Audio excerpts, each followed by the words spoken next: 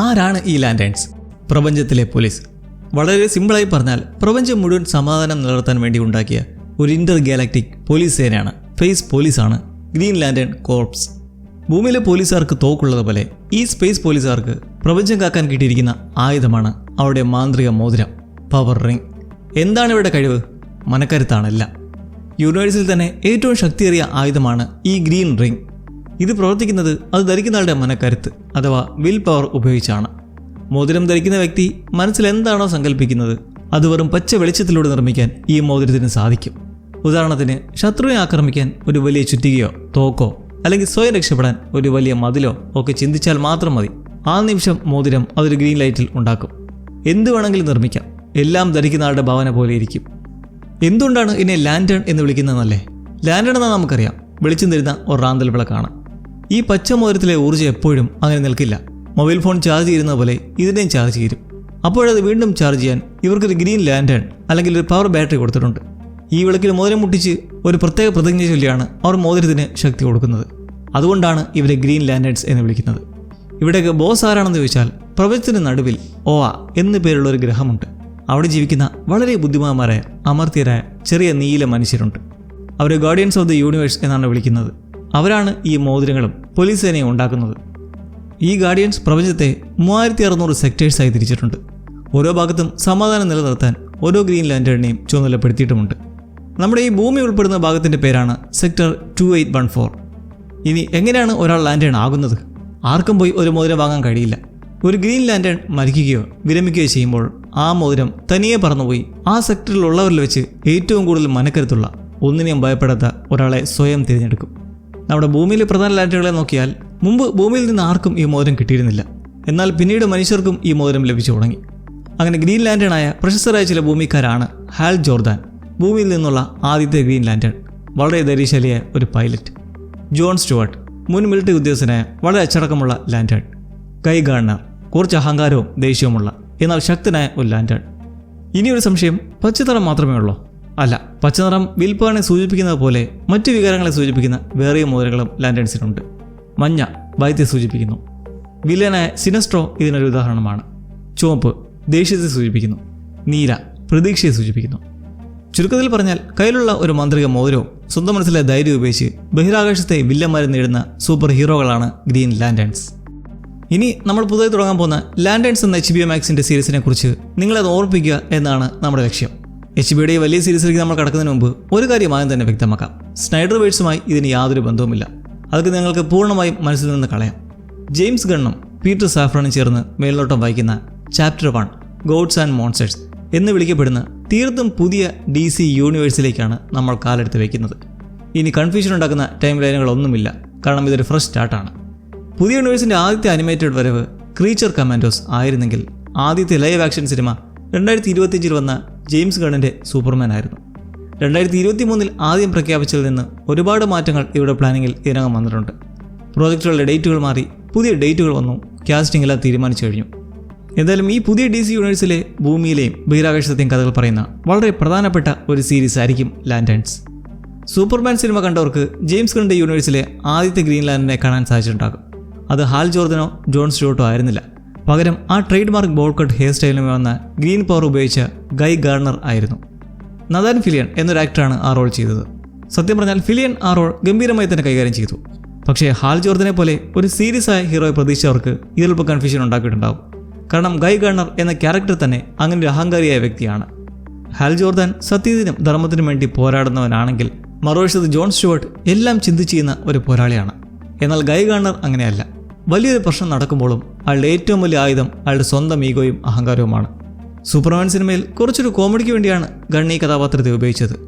Hoc ഗേളിലും mister ടെറിഫിക്കിനൊപ്പം നിൽക്കുമ്പോഴും അടി വാങ്ങി താഴെ വീണാലും താനാണ് ലീഡർ എന്ന ഭാവമാണ് അയാൾക്ക്. ഇയാൾ നേരത്തെ കാണിച്ചതിന് ഒരു വലിയ ഉദ്ദേശമുണ്ട്. നമ്മുടെ ലാൻഡേൺ സീരീസ് തുടങ്ങുന്നതിന് മുമ്പ് തന്നെ DC യൂണിവേഴ്സിൽ ഗ്രീൻ ലാൻഡേൺ കോർപ്പ് സേന ഉണ്ടെന്ന് ഇത് വ്യക്തമാക്കുന്നു. അതായത് ഭൂമിയിലുള്ളവർക്ക് ഇതൊരു പുതിയ കാര്യമല്ല. ഗൈ ഗാർണർ ഇതിനോടൊപ്പം തന്നെ ഒരു ഗ്രീൻ ലാൻഡേണായി പ്രവർത്തിക്കുന്നുണ്ട്. അതുകൊണ്ട് ഈ ഒരു പുതിയ സീരീസ് തുടങ്ങുമ്പോൾ പ്രപഞ്ചത്തിലെ ആദ്യത്തെ മൂലം ഭൂമിയിലേക്ക് വരുന്നതൊന്നുമല്ല നമ്മൾ കാണാൻ പോകുന്നത്. പകരം ഒന്നിലധികം മനുഷ്യർ ഗ്രീൻ ലാൻഡേണുകളായി ഇതിനകം തന്നെ ഉണ്ടെന്ന് ഗൈ ഗാർണറിലൂടെ നമുക്ക് മനസ്സിലാക്കാം. ഹാൽ ജോർദാനും ജോൺ സ്റ്റുവർട്ടും മറ്റാരും തൊടാൻ മടിക്കുന്ന വലിയ പ്രശ്നങ്ങൾ കൈകാര്യം ചെയ്യുമ്പോൾ ഗൈ ഗാർണർ ഭൂമിയിലെ മറ്റു സൂപ്പർ ഹീറോകൾക്കിടയിൽ ഒരു ശല്യക്കാരനായി നിൽക്കുന്നത് നമ്മൾ കാണും. സൂപ്പർമാൻ്റെ ആ കളർഫുൾ ലോകത്തെയും ലാൻഡേൺസിലെ ഡാർക്കായ ലോകത്തെയും ബന്ധിപ്പിക്കുന്നത് ഇയാളായിരിക്കും. ഇനി നമുക്ക് ഏറ്റവും പ്രധാനപ്പെട്ട കാര്യത്തിലേക്ക് വരാം. ലാൻഡേൺ സീരീസിൻ്റെ ഹൃദയമെന്ന് പറയുന്നത് ഹാൽ ജോർദാനും ജോൺ സ്റ്റുവർട്ടും തമ്മിലുള്ള ബന്ധമാണ്. DC TV ഹിസ്റ്ററി അറിയാവുന്നവർക്കറിയാം, കാലങ്ങളായി നമ്മളുടെ ഗ്രീൻ ലാൻഡേൺ സീരീസ് പ്രതീക്ഷിച്ചിരിക്കുകയാണ്. എന്നാൽ ഈ ഒരു അറ്റംപ്റ്റ് എന്ന് പറയുന്നത് ഇതിൻ്റെ സീരീസ് വളരെ വ്യത്യസ്തവും പുതിയതുമായ രീതിയിലാണ് അവതരിപ്പിക്കുന്നത്. ചുമ്മാ കുറേ CGI ഒക്കെ വെച്ചിട്ട് ബഹിരാകാശത്ത് ഭീമാകാരന്മാരെ രാക്ഷസന്മാരോട് പറഞ്ഞു നടക്കുന്ന സൂപ്പർ ഹീറോകളുടെ കഥയല്ല, മറിച്ച് ട്രൂ ഡിറ്റക്റ്റീവ് എന്ന സീരീസിനെ ഓർമ്മിപ്പിക്കുന്ന തരത്തിലുള്ള ഗ്രൗണ്ടഡായ ഒരു ബഡി കോപ്പ് ത്രില്ലറാണത്. ജീവിതത്തിലും കരിയറിലും തികച്ചും വ്യത്യസ്തമായ സ്റ്റേജുകളിലൂടെ കടന്നു പോകുന്ന രണ്ടുപേരുടെ കഥ. ഇനി ആരാണ് ഹാൽ ജോർദാൻ? ഒരുപാട് കാലമായി കോർപ്സിലുള്ള, സേനയിലുള്ള യുദ്ധങ്ങളൊക്കെ കണ്ടുമടുത്ത ഒരു വ്യക്തിയാണ് ഇതിൽ ഹാൽ. പ്രപഞ്ചത്തിലെ ഒരുപാട് മോശപ്പെട്ട കാര്യങ്ങൾ കണ്ടത് അയാളെ മാനസികമായി തളർത്തിയിട്ടുണ്ട്. കഴിഞ്ഞ നൂറ്റാണ്ടിൽ ഒരിക്കൽ പോലും ശരിക്കുറങ്ങാത്ത സെക്ടർ 2814ന്റെ ഭാരം ചുമക്കുന്ന പ്രായമായ ഒരു ഹാൽ ജോർദാന്റെ ഭാവങ്ങൾ കൈൽ ചാൻഡലർ എന്ന ആക്ടർ ഗംഭീരമായി അവതരിപ്പിക്കുന്നുണ്ട്. ഇനി John Stuart. Guardians of the universe ഈ അടുത്ത് മാത്രം കോർപ്സിലേക്ക് തിരഞ്ഞെടുത്ത മുൻ മറൈൻ ഉദ്യോഗസ്ഥനായ ഒരു പുതിയ ആളാണ് ജോൺ. വളരെ ശാന്തവും എന്നാൽ ശക്തവുമായ ഒരു സാന്നിധ്യമാണ് ആരോൺ പിയർ എന്ന ആക്ടർ ഈ ക്യാരക്ടറിന് നൽകുന്നത്. അയാൾ വളരെ ബുദ്ധിമാനാണ്. കൂടാതെ ആ മിലിറ്ററി പശ്ചാത്തലം ജോണിന് നന്നായി ചേരുന്നുമുണ്ട്. യാതൊരു വിവരവുമില്ലാതെ സംശയങ്ങൾ ചോദിച്ചു നടക്കുന്ന ഒരു കൊച്ചുകുട്ടിയെ പോലെയല്ല അയാളുടെ പെരുമാറ്റം. ഈ രണ്ടുപേരും തമ്മിലുള്ള ഡൈനാമിക് വളരെ രസകരമാണ്. ഈ സീസണിലെ ഏറ്റവും വലിയ തീം എന്ന് പറയുന്നത് പകരം വയ്ക്കൽ അഥവാ റീപ്ലേസ്മെൻ്റ് ആണ്. തനിക്ക് എക്കാലവും ഈ ജോലി തുടരാനാകില്ലെന്ന് ഹാലിനറിയാം. ഭൂമിക്കിപ്പോൾ ഒരു ലാൻഡേൺ മാത്രമേ ഉള്ളൂ എന്നും ഹാലിന് എന്തെങ്കിലും സംഭവിച്ചാൽ പകരം ചുമതല ഏൽക്കാനാണ് തനിക്ക് ട്രെയിനിങ് നൽകുന്നതെന്നും ജോണിനോട് പറയുന്നുണ്ട്. പിന്നീട് വില്ലനായ സിനസ്ട്രോ ഹാലിനെ കൊണ്ട് ജോൺ ആണ് അയാളുടെ പകരക്കാരൻ എന്ന് സമ്മതിപ്പിക്കാൻ ശ്രമിക്കുന്നുണ്ട്. തനിക്ക് പ്രായമാകുന്നതും തൻ്റെ പ്രസക്തി നഷ്ടപ്പെടുന്നതും ഹാൽ മനസ്സിലാക്കുമ്പോൾ ജോൺ ചിന്തിക്കുന്നത് തനിക്ക് ശരിക്കും ഈ ഗാലക്റ്റിക് പോലീസിൻ്റെ ഭാഗമാകണോ, ഇവർക്ക് പിന്നിലെ ലക്ഷ്യങ്ങളെ വിശ്വസിക്കാമോ എന്നൊക്കെയാണ്. ചുമ്മാ കുറേ ഏലിയൻസിനെ അടിച്ചിരുന്ന കഥയല്ലത്.